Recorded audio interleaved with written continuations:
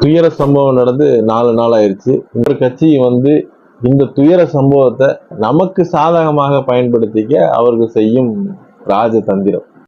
அவனை தலைவனா பார்க்கறதுனாலதான் பேர் ஆபத்துகள் இந்த நிலத்துல தொடர்ந்து நடந்துகிட்டே இருக்கு. இது திராவிடத்தின் சூழ்ச்சி.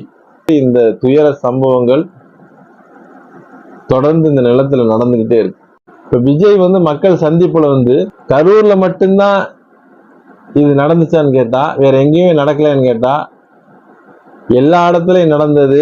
அங்கே மரணம் மட்டும்தான் ஏற்படல, கரூர்ல மரணங்கள் ஏற்பட்டுச்சு. தமிழன் மட்டும்தான் அறத்தோட இருப்பான். அவன் தோக்குறான், வெற்றி பெறான், தோல்வி அடைகிறான், அதெல்லாம் ஒரு பொருட்டு இல்லை. நம்ம தோற்றாலும் அதுல ஒரு அறம் இருக்கணும், உயிர்மை நேயம் இருக்கணும். ஆனா இங்க எல்லாமே திராவிட கும்பல்களா இருக்கு. அப்ப அங்க சதி வலைகள் இருக்கத்தான் செய்யும். இருந்து உண்ண உணவு இல்லாம, குடிக்க தண்ணி இல்லாம, நின்னு சோர்வாகி அவன் இயல்பாவே ஒரு மயக்க நிலையிலேயே நின்னவனை அந்த கூட்ட நெரிசல் துயர சம்பவத்துக்கு வர்றதுக்கு உண்டான வழிவகைகளை அமைச்சு கொடுத்துருச்சு. தன்னுடைய ரசிகர்களை அரசியல் படுத்தணும்.